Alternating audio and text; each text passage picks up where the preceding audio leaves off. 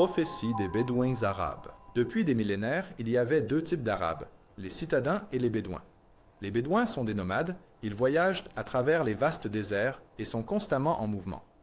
Même pendant l'âge d'or de l'islam, lorsque les Arabes étaient les plus riches et les plus instruits du monde, les Bédouins sont restés dans le même état où ils étaient depuis des milliers d'années, pauvres, non éduqués et isolés du reste du monde.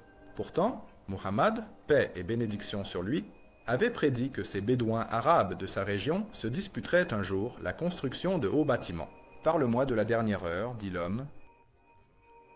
Le prophète a répondu que tu verras les Bédouins, pieds nus et dévêtus, rivaliser dans la construction de grands bâtiments.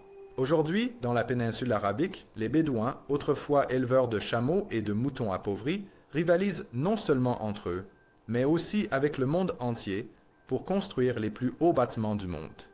Comment l'un des peuples les plus pauvres de la Terre, qui portait littéralement des haillons, est-il devenu l'une des nations les plus riches du monde? Une chose qui a rendu ce changement rapide possible est la découverte du pétrole. Les déserts apparemment vides des Bédouins en regorgeaient. En une seule génération, ils sont passés des chameaux aux Cadillacs. La construction de hauts bâtiments chez les Bédouins arabes a même atteint la Mecque, la ville natale de Muhammad. Les dernières décennies ont vu un énorme essor de la construction à la Mecque.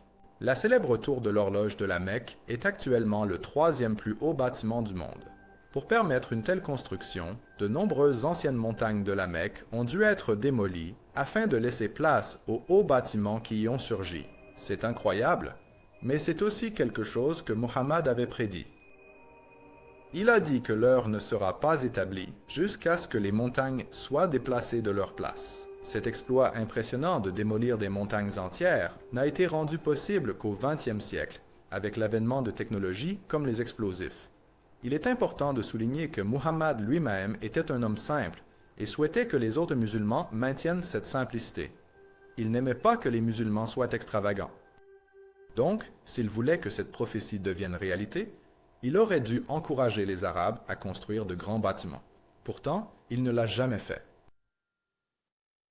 Extension de